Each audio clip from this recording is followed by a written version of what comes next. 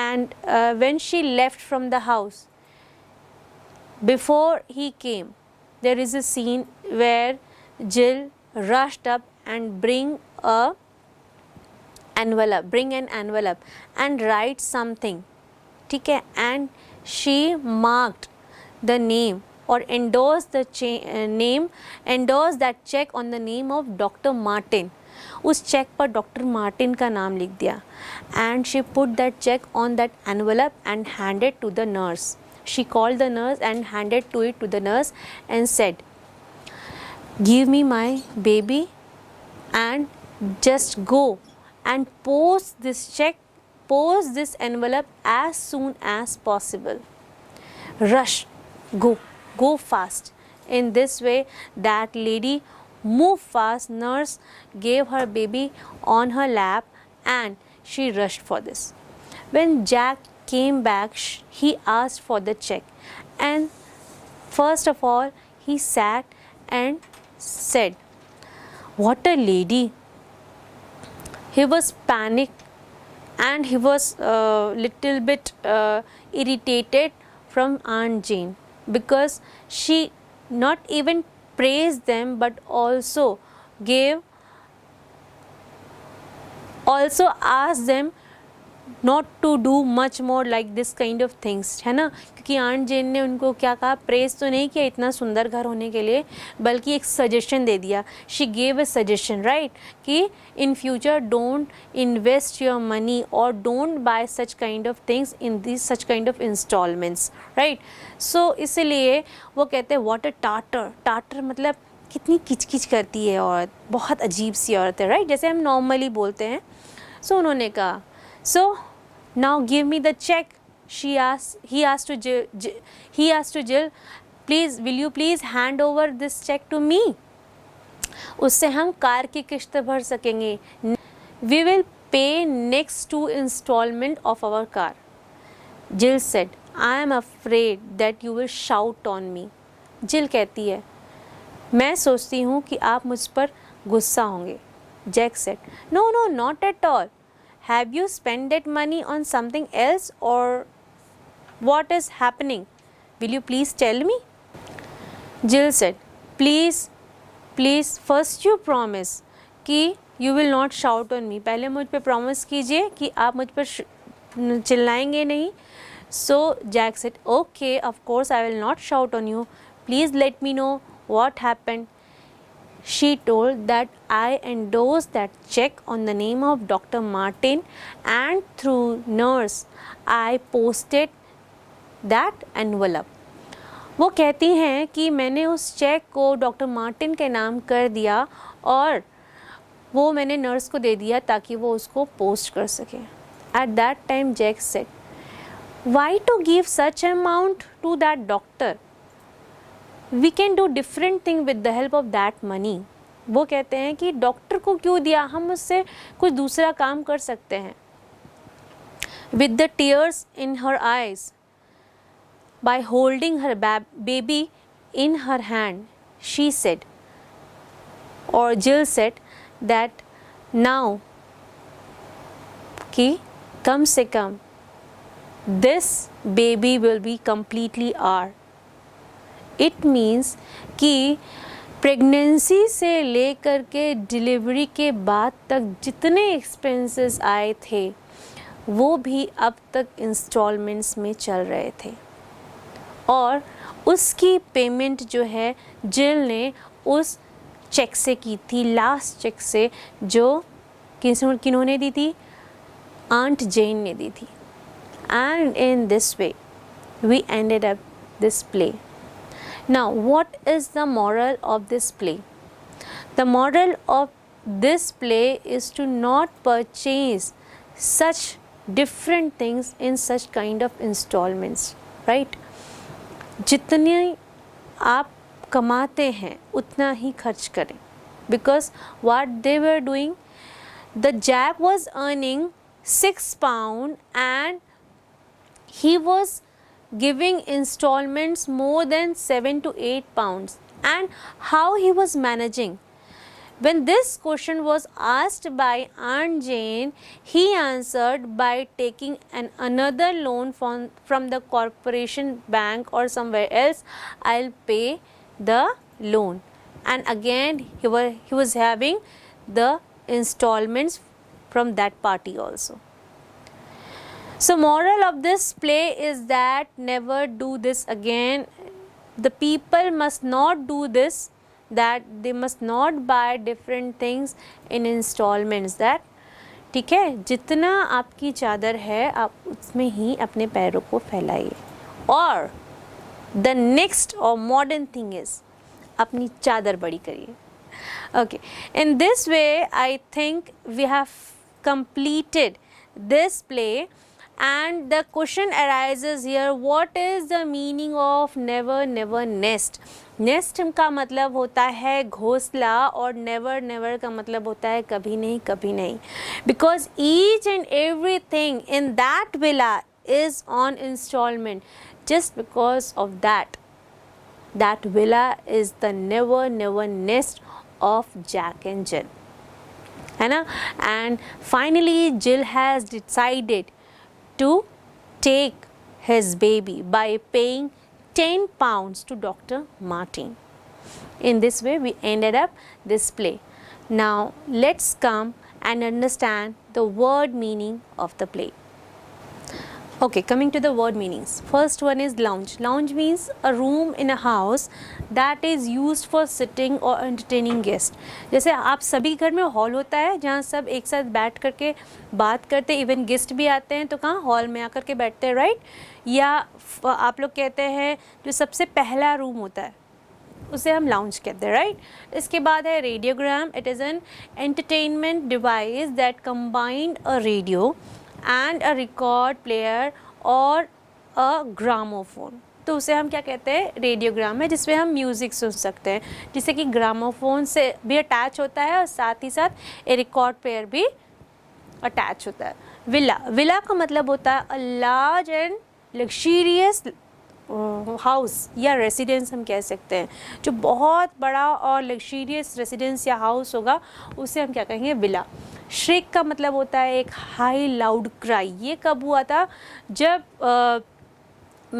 Aunt जेन ने ये सुना कि जैक जो हैं वो कहते हैं कि I am mister owner, I am not mister tenant. मैं क्या हूँ? मिस्टर ओनर हूँ, मैं मिस्टर टेनेंट नहीं हूँ. मैं इस घर को या इस विला को ओन करता हूँ, राइट? Now tartar. टार्टर मतलब एन इरिटेबल पर्सन. ये तब हुआ था जब आंट जेन जाती हैं और उनको सी ऑफ करने के बाद जब जैक वापस आकर के रिलैक्स होकर के अपने सोफे पे बैठते हैं, उस समय उन्होंने कहा था what a tartar lady, right? तो या व्हाट अ टार्टर उस समय उन्होंने कहा था. Few. Okay, few is a gesture. Now expressing shock और रिलीफ. जब ये फ्यू वाला जो वर्ड है वो तब आया था जब आंट जेन ने ये क्लैरिफाई कर लिया था कि उन्होंने जैक एंड जिल के वेडिंग पर जो चेक दिया था वो 200 पाउंड्स का ही था, 2000 पाउंड्स का नहीं था, right? Okay, motto a guiding slogan. हर किसी का एक मोटो होता है, तो यहाँ पे जो आंट जेन थी उनका जो मोटो ये था कि उतना ही हमको क्या करना चाहिए? एक्सपेंस करने चाहिए जितना कि हम अफोर्ड कर सकते हैं.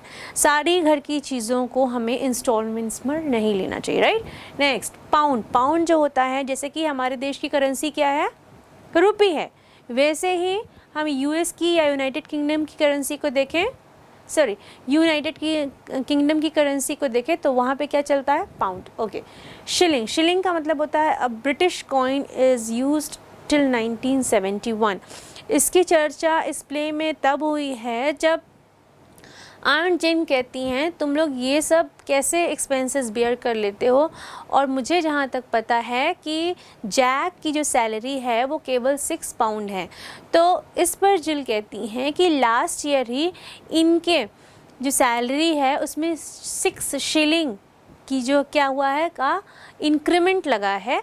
उस पर जैक बहुत ही मॉडेस्टली कहते हैं मुझे तो 10 शिलिंग्स लगा था बट 6 शिलिंग्स ही लग पाए. तो यहाँ शिलिंग्स की जो चर्चा हुई है वहीं पर मतलब प्ले के उस पार्ट में हुई है. ओके, एब्सर्ड मतलब नॉट लॉजिकल। वहाँ पे बात हुई जब ये क्लियर हुआ कि Jack was earning £6 and he is paying installments of more than 7 to 8 pounds, तो ये एब्सर्ड था, right. Okay, relent means finally agree to something after initial phase. Okay, next thingummy. Thingummy हम उन शब्दों के लिए स्पोकन इंग्लिश में कहते हैं जब हमें कुछ वर्ड्स याद नहीं रहते, रेस्ट ऑफ द वर्ड्स हम रिलेट करके याद नहीं कर पाते। ये वर्ड आंट जेन ने तब यूज़ किया था जब उन्होंने कहा कि मैं तुम्हारी कार से ज़्यादा उस बस में जाना पसंद करूँगी जो पूरी की पूरी कंप्लीट बस वाले की है, ठीक है। तुम्हारी जो कार है उसमें तुम्हारा केवल स्टीयरिंग व्हील और बैक व्हील और जो 2 सिलेंडर्स हैं, तो ये पूरा complete three of the things ना बता करके उन्होंने थिंगमीज ऑफ द कार इस तरीके से कहा था, राइट। नाउ एंडोर्स जो होता है उसकी मीनिंग होती है to put signature on the back of a cheque in order to make it able to be paid to someone, मतलब चेक के पीछे साइन करना जिससे कि वो किसी व्यक्ति को दिया जा सके। So this is all about the word meaning. Now coming to the question answers of this play.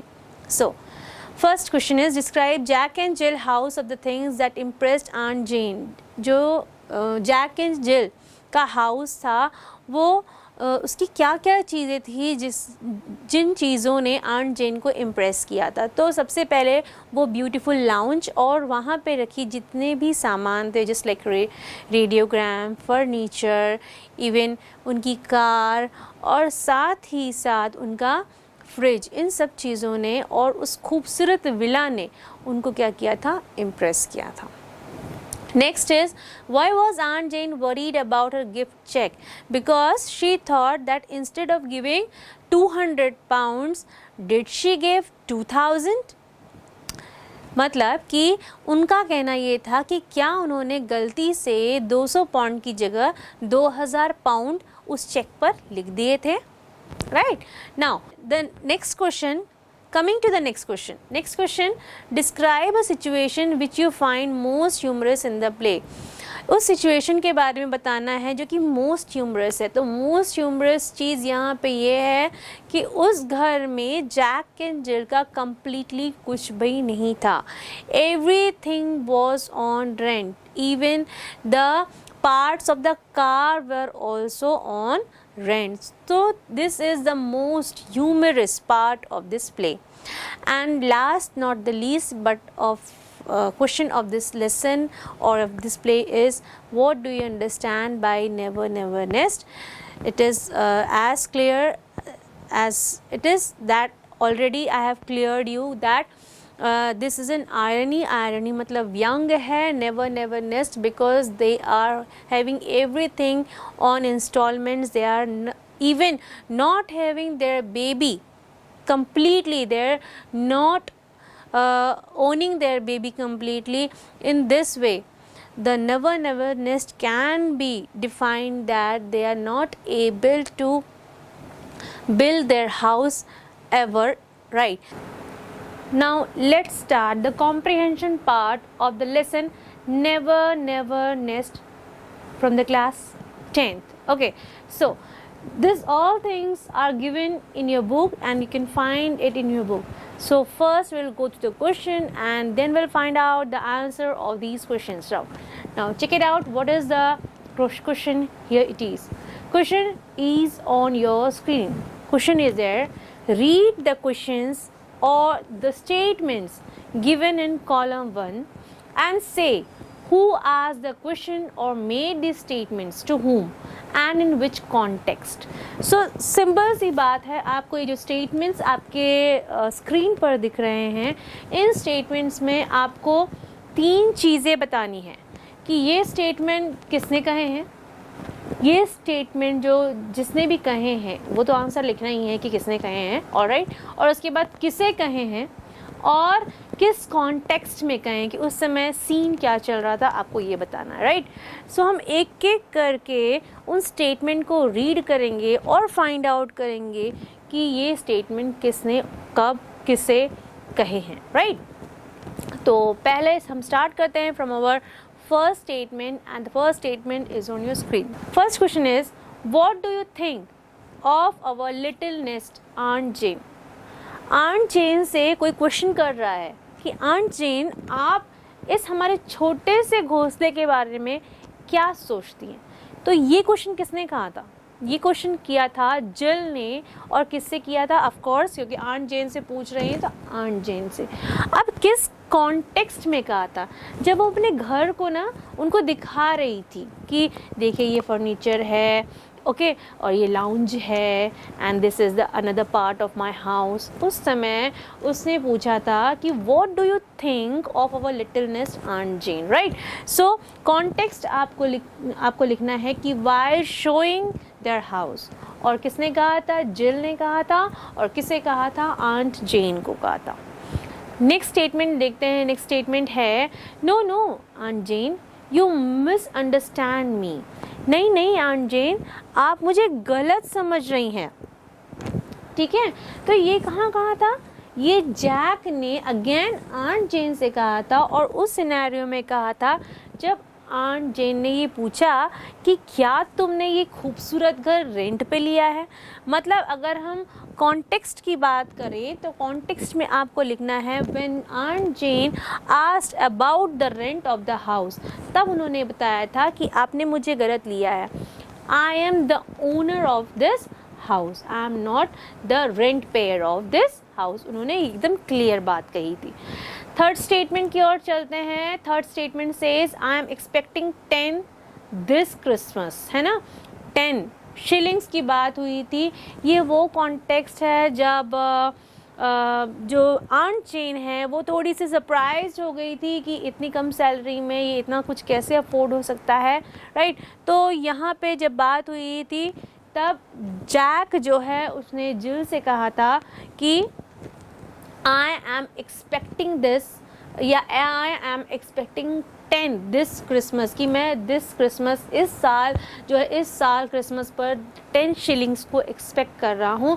ये तब की बात है जब जिल ये बता रही थी आंट जेन को कि जैक का जो है last year rises to 5 shillings. Last year उसने कितने शिलिंग्स कमाए थे? 5 शिलिंग्स उसकी जो सैलरी में है वो ऐड हुए थे, right. They are only too glad to loan you any amount you like on note of hand alone। ये वो सिचुएशन है जब जिल आंट जेन को बताना चाह रही है कि हमने ये सारी चीज़ें लोन पे ली हैं और ये वो लोग हैं जो कि खाली हाथ भी हमें क्या दे रहे हैं? हमें लोन प्रोवाइड कर रहे हैं। किस बेसिस पे? कि हम जो है कुछ थोड़ी सी अमाउंट दे करके उस हाउस को शायद परचेज कर सके और बाकी का जो पार्ट पेमेंट है वो इंस्टॉलमेंट्स में हम ब्रेक कर करके दे सकते हैं।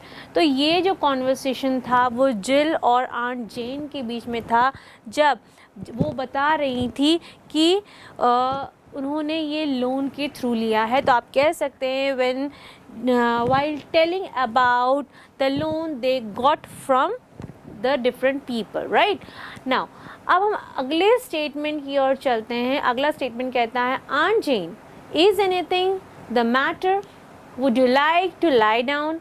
जब आंट जेन इतना सब कुछ सुनती हैं और उन्हें थोड़ा सा डिज़ी फील होने लगता है। डिज़ी मतलब थोड़े चक्कर आने लगते, वो बेहोश होने जैसी स्थिति में होती हैं, क्योंकि जब वो सुनती हैं कि जैक की जो सेविंग्स है, इवन उसकी जो सैलरी है, it is not that much, but उसके जो एक्सपेंसेस है it is more than his salary and she was not able to understand कि how he was affording that much of loans or EMIs, right। वो किस तरीके से afford कर रहा है। तो उस समय वो डिज़ी फील कर रही थी और वो चाहती थी कि बैठ जाएं, बट जैसे ही उनको याद आता है कि ये सारी चीज़ें इंस्टॉलमेंट्स में हैं, वो बिल्कुल नहीं चाहती कि वो बैठे। तो उनके जो गेस्चर से समझ में आता है जैक को कि she is feeling little uncomfortable.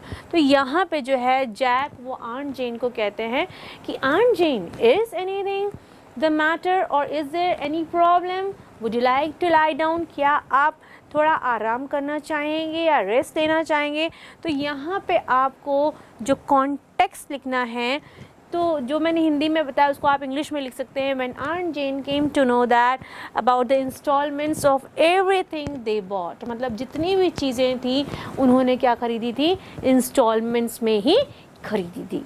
तो ये इस स्टेटमेंट के लिए कॉन्टेक्स्ट देंगे आप। Now moving towards another statement. Another statement से thank you Aunt Jane, it is very nice of you. This is the scenario or context when Aunt Jane again handed the check of 10 pounds। ठीक है, ये आपको लिखना है context में। और ये थैंक यू कौन बोलता है, अगेन जिल बोलती है आंट जेन को। तो हु सेड में आपको जिल लिखा है, अगेन टू हुम में आपको क्या लिखना है, आंट जेन लिखना है। Context I have told you, है ना। Now the last statement, good bye aunt Jane and thanks so much for the present, ये जो है उस कॉन्टेक्स्ट में है जब आंट जेन जो है उस चेक को हैंडेड कर देती हैं जिल को। तो ये जो गुड बाय वाला स्टेटमेंट है, this is said by Jill to whom, to aunt Jane. And context में आप लिखेंगे when aunt Jane handed her the cheque. Her मतलब जिल को जब वो चेक हैंड कर देती हैं या हैंड ओवर कर देती हैं, उस समय या उसके बाद हम कह सकते हैं जिल कहती है good bye aunt Jane and thank you so much. So this is all about the first part of comprehension. Let's see further what is more in your text book. Now अब हम multiple choice question की तरफ चलते हैं। Multiple choice question में जैसे कि आप स्क्रीन पर देख रहे हैं, you have to answer the following questions और question is choose the correct answer from the option given below each of the following questions. ठीक है, आपको एक क्वेश्चन दिया है, उसके नीचे 4 ऑप्शन दिए हैं। क्वेश्चन रीड करेंगे, उसे समझेंगे, देन ऑप्शंस रीड करेंगे, उसको समझेंगे, and then finally will find out the accurate answer for the question, right? Now the first question is on your screen. First question says, why didn't Jack and Jill pay rent for their house? They didn't pay the rent because, question कहता है कि Jack and Jill ने, Jack और जिल ने जो है अपने घर का रेंट पे क्यों नहीं किया। और ये उन्होंने इसलिए नहीं किया क्योंकि पे आकर बात रुक जाती है। और ये 4 ऑप्शंस है, दीज आर द रीजंस। अब इसमें हमको सही रीज़न फाइंड आउट करना है कि because of which reason they didn't pay the rent. Let's check it out कि ये रीज़न क्या है। फर्स्ट ऑप्शन आपको कहता है they were to poor to पे द रेंट। पहला ऑप्शन है कि वो बहुत गरीब थे इसलिए वो रेंट पे नहीं कर पाए। दूसरा ऑप्शन कहता है they were staying in the house illegally. Okay, तो यहाँ पे बात आ रही है कि वो क्या कर रहे हैं, उस घर में इलीगली रह रहे थे। स्टे कराना मतलब रहना, और इलीगली मतलब जो कि रूल्स एंड रेगुलेशन के अगेंस्ट है, राइट। तो गलत तरीके से रह रहे थे। और तीसरा ऑप्शन है they had bought the house on instalments, और उन्होंने बाय का सेकेंड वर्ब या सेकेंड फॉर्म होता है बॉट, उन्होंने इस घर को खरीदा था इंस्टॉलमेंट्स पे। ओके, यहाँ पे 4 ऑप्शन नहीं है, 3 ही ऑप्शन है शायद हर क्वेश्चन में, तो हम 3 जो ऑप्शंस हैं उनको साथ में लेके चलेंगे। अब after understanding the meaning of these sentences और दीज रीजंस, हमने आंसर फाइंड आउट कर लिया है। जैक एंड जिल ने रेंट इसलिए पे नहीं किया था क्योंकि वो रेंट पेयर नहीं थे, they were the owner of that house. And the answer is, और the correct answer is C, जो ये कहता है they had bought the house on installments. उन्होंने क्या किया था, उस घर को इंस्टॉलमेंट्स में खरीदा था। नेक्स्ट क्वेश्चन सेज कि how much did aunt Jane give Jack and Jill as a wedding present. इस क्वेश्चन में अगेन पूछता है कि जो आंट जेन थी उन्होंने जैक एंड जिल को एज ए वेडिंग प्रेजेंट मतलब उनकी शादी पर क्या प्रेजेंट दिया था। चलिए देखते हैं क्या दिया था। 100 पाउंड्स दिया था, और 200 पाउंड्स दिया था, और 1000 पाउंड्स दिया था। तो ऑफ कोर्स उन्होंने 200 पाउंड्स का एक चेक दिया था। Next question is how much did Jack and Jill pay to get a car. तो यहाँ पे वो कितना पे करते हैं, 5 पाउंड्स, 10 पाउंड्स, 500 पाउंड्स। तो यहाँ पे जो अमाउंट वो पे कर रहे थे that is 5 pounds. Now coming to the other question, another question says, why did Aunt Jane refers to lie down on the bed? She didn't lie down on the bed because, अब यहाँ पे जो Aunt Jane है refuse करती हैं। Why did Aunt Jane refuses? वो क्यों refuse करती हैं, क्यों मना करती हैं कि वो बेड पर नहीं सोना चाहती? अब इसका रीज़न आपको बताना है। कुछ रीजंस जो हैं वो आपकी स्क्रीन पर इस तरीके से हैं। The first reason says she was angry with Jack and Jill, क्या वो गुस्सा थी जैक एंड जिल से? सेकेंड है the bed did not belong to Jack and Jill, क्या जो बेड है वो जैक एंड जिल का नहीं था? और she was in a hurry to leave the house of Jack and Jill, या उनको कुछ बहुत इंपॉर्टेंट काम था जिस वजह से वो बहुत हड़बड़ाई हुई थी और वो चाहती कि जितनी जल्दी हो सके वो जैक एंड जिल का घर छोड़कर चली जाए। ऐसे में अगर आपको सही आंसर देखना है तो सही आंसर जो है वह है कि the bed did not belong to Jack and Jill. वो बेड जो था वो जैक एंड जिल को पूरी तरीके से बिलोंग नहीं करता था, क्योंकि वो पूरा का पूरा इंस्टॉलमेंट्स पे था। उसका सिर्फ एक पैर जो है वो जैक एंड जिल को बिलोंग करता था। इसीलिए जो आंट जेन है she did not want to और she refuses to lie down on the bed. आगे नेक्स्ट क्वेश्चन की तरफ बढ़ते हैं। जो नेक्स्ट क्वेश्चन है that is why did aunt Jane gift a cheque of 10 pounds to Jack and Jill? Because अब क्वेश्चन पूछता है कि आंट जेन ने जैक एंड जिल को एक चेक दिया जो कि 10 पाउंड का था। क्यों? क्योंकि के बाद रुक गया है क्वेश्चन, और अगेन 3 ऑप्शंस हमको दिख रहे हैं स्क्रीन पर। लेट्स रीड दिस ऑप्शंस और फाइंड आउट करने की कोशिश करते हैं कि what is the correct answer. First option says that Jack and Jill asked aunt Jane to help them with a cheque. क्या जैक एंड जिल ने पूछा था कि उनको एक चेक से मदद कर सकती हैं क्या? बिल्कुल नहीं, ऐसा तो जैक एंड जिल ने कहा ही नहीं था। फिर बी ऑप्शन है वो कहता है Jack and Jill wanted to repay their loans. ऐसा भी नहीं था, वो तो इंस्टॉलमेंट्स में रीपे कर रहे थे, उनको कोई हड़बड़ी नहीं थी। Okay, now the C option, aunt Jane thought that Jack and Jill could make full payment for at least one of their bills. यहाँ पे कह रहा है कि आंट जेन ये चाहती थी कि कम से कम जैक और जिल है वो किसी भी अपनी एक ऑब्जेक्ट के लिए या किसी भी अपनी एक वस्तु के लिए, थिंग के लिए, वो उसके सारे बिल्स को कंप्लीटली पे कर सके, या मतलब कोई एक ऐसी उनके पास चीज़ हो जो पूरी तरीके से उनकी हो। So the C option is correct. ठीक है, तो आंसर है aunt Jane thought that Jack and Jill could make full payment for at least one of their bills. Okay, now coming to the next question. Next question says, what did Jack intend to do with the 10 pounds check? अब Jack क्या करना चाहता था 10 pound के check के साथ? पता करते हैं। He wanted to pay off the installments to the doctor. क्या वो डॉक्टर के इंस्टॉलमेंट्स पे करना चाहता था? बिल्कुल नहीं, क्योंकि उसके इमेजिनेशन से हट के था, डॉक्टर्स को पे करने की कोई ज़रूरत नहीं उसके हिसाब से, right? It was his thinking. Now second option is given here, he wanted to pay off the installments for the houses. वो चाहता था कि घर के इंस्टॉलमेंट्स में पे हो जाए। बिल्कुल नहीं, वो बिल्कुल ऐसा नहीं चाहता था, क्योंकि प्ले जब आपने सुना है तब आपने ये सुना है कि he wanted to pay off the installments for the car. वो कार की जो इंस्टॉलमेंट्स हैं उसको पे करना चाहता था। So this is the right answer for the question. So moving toward next question. The next question says that how many person were present in the house when Aunt Jane visited Jack and Jill. जब aunt जेन क्या करती हैं उनके घर पर Jack and जिल के घर को विजिट करती है, वहाँ पे कितने लोग प्रेजेंट थे? Okay, will count, right? Jack, Jill, their baby, nurse and Aunt Jane self. तो how many people are there? Okay, so there are 5 people. So यहाँ पे जो आंसर होगा आपको 5 पर टिक करना है, because 5 is the correct answer of this question. Now in this way we have completed the comprehension part. Now let's go through the vocabulary part of this lesson.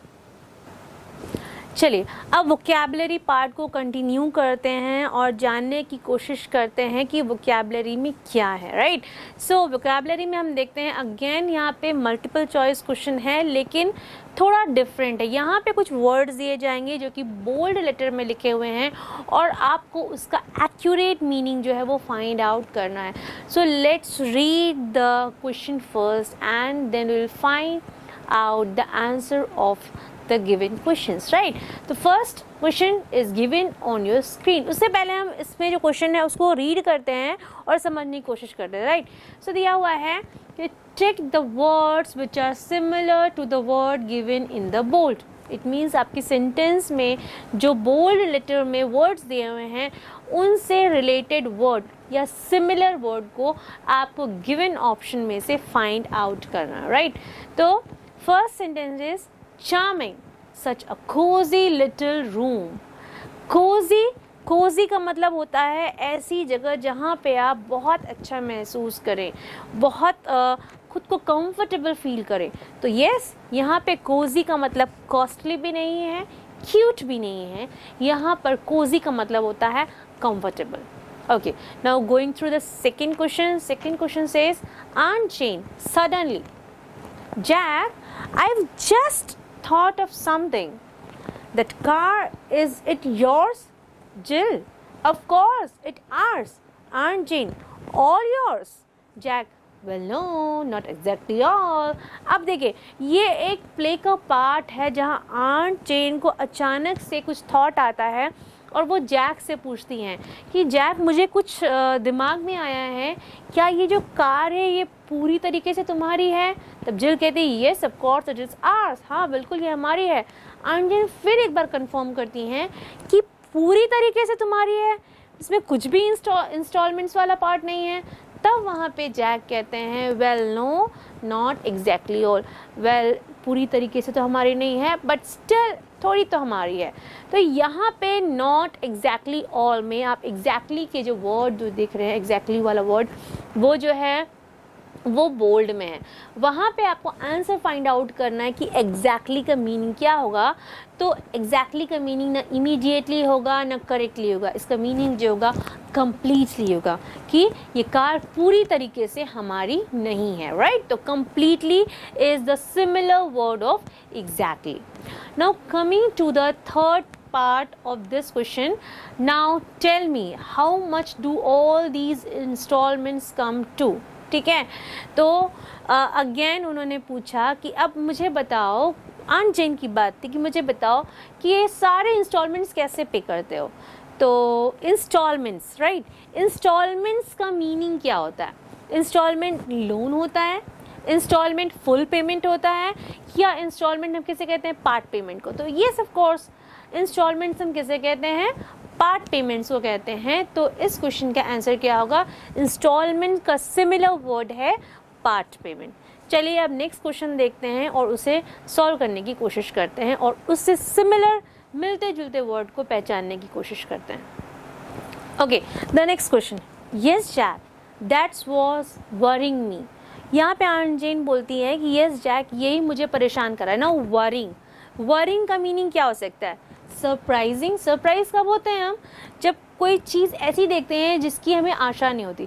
तो surprising तो नहीं था। वरिंग की मीनिंग होती है troubling, है ना। Troubling मतलब तकलीफ देना, जो मुझे परेशान कर रही। तो यहाँ worrying is related to troubling. It is not related to surprising or irritating, right? Now coming to the another question, the last question is, suppose you take it and pay off just one of your bill.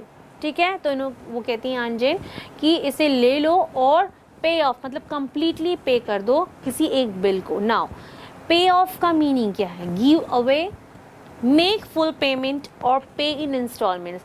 तो exactly अगर हम sentence की meaning पे जाएं, completely अगर word भी नहीं समझ में आ रहा है आपको, तो अगर आपने प्ले को ठीक से सुना है या रीड किया है तो आपको समझ में आएगा कि पे ऑफ का मीनिंग होता है मेक फुल पेमेंट्स। ओके, तो all right, this is all from this vocabulary part. Now coming to the grammatical portion of this chapter or lesson.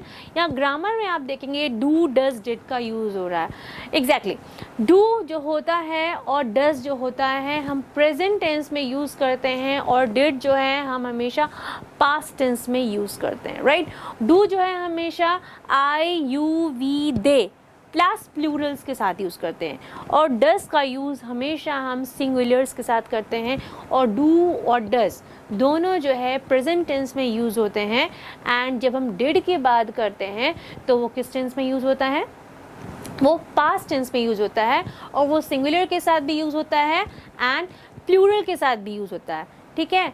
कई बार हम डू का यूज़ जब किसी चीज़ को एम्फेसाइज करते हैं, एम्फेसिस की बात करते हैं, वहाँ पे हम डू का यूज़ करते हैं. ठीक है. डू रीड दिस बुक हम ऐसा कहते हैं, तो यहाँ पे रीड दिस बुक को हम एम्फेसाइज कर रहे हैं इस पर, इसलिए हम कहते हैं do read this book. So this is about in a brief introduction about do, does and did. Now चलिए अब देखते हैं कि इससे रिलेटेड एक्सरसाइज आपकी टेक्स्ट बुक में क्या है, and will solve that exercise very quickly. Let's check it out. Now fill in the blanks in the following conversation with the appropriate form of verb do and did.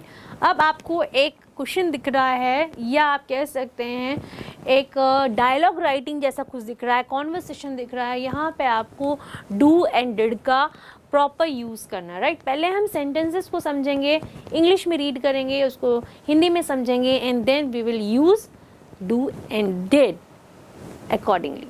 ठीक है. तो सबसे पहले read करते हैं सेंटेंस. जिल का comment है. जिल says, hi mum, can you guess who visited us this morning. Jill कहती है, हेलो मॉम, आपको क्या आप गेस कर सकते हैं कि हमें इस मॉर्निंग कौन मिलने आए हैं. मदर कहती हैं, सॉरी आई कांट, सॉरी मैं नहीं कर सकती गेस, राइट. जिल अगेन कहती हैं, आंट जेन मम, मम से कहती हैं, मम हमसे मिलने कौन आई हैं? आंट जेन आई हैं. मदर फिर से कहती हैं, जेन विजिटेड यू दिस मॉर्निंग, सच में क्या जेन आई थी तुमसे इस मॉर्निंग मिलने के लिए. जिल, यस मम, शी लाइक्ड अवर हाउस, हाँ माँ वो हमारे घर को बहुत पसंद किया उन्होंने.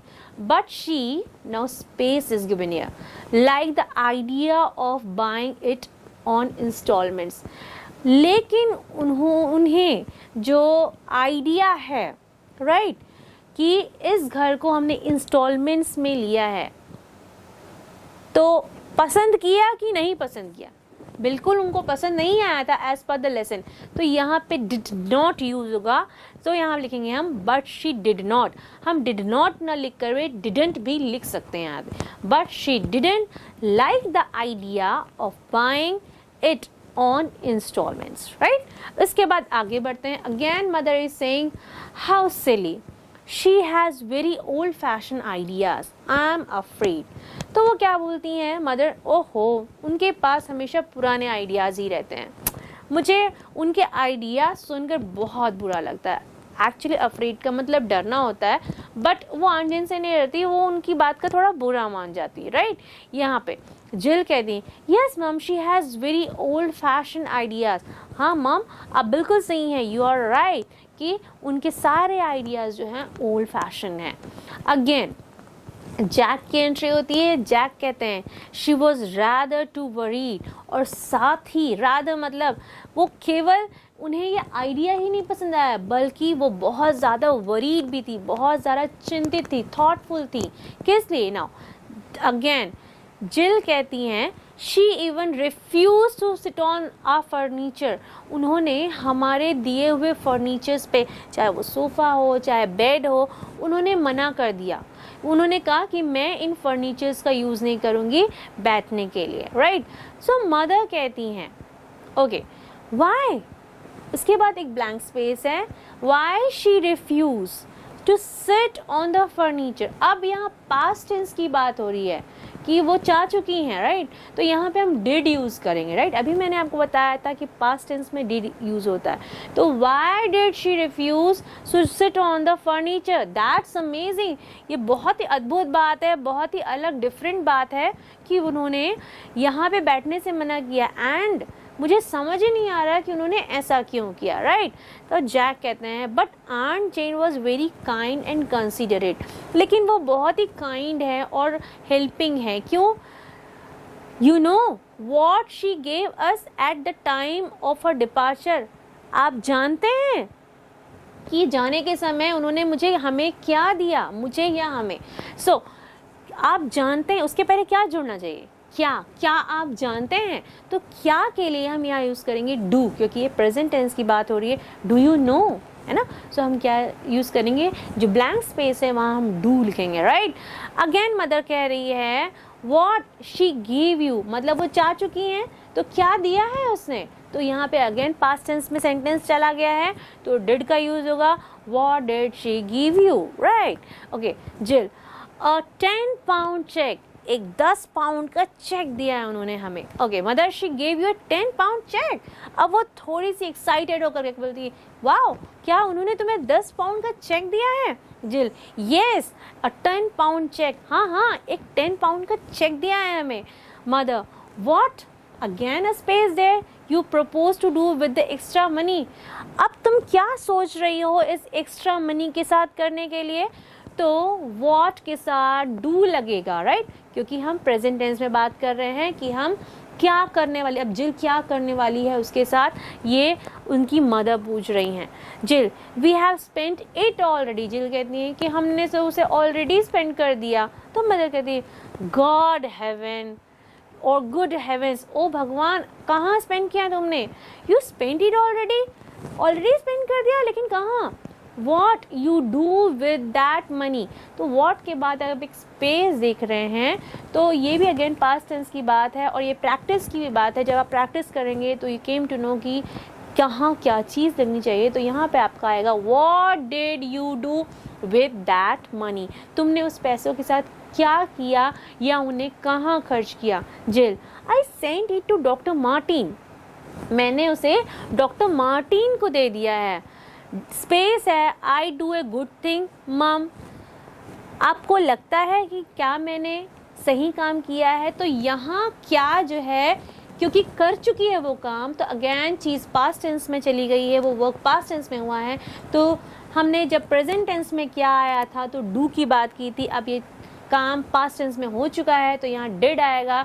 Did I do a good thing मम, क्या मैंने सही किया है माँ, वो पूछती हैं। Mother, to doctor Martin, why, तो वो पूछती हैं डॉक्टर मार्टिन को, लेकिन क्यों। फिर वाई के बाद स्पेस है, again you send it to doctor Martin, why के बाद आएगा why did you send it to doctor Martin. So in this way we have completed this dialogue writing and use of do and did. I hope you understand the video and the explanation part of it. Till then, we will meet in our next section or our next video. Till then, bye bye and see you again.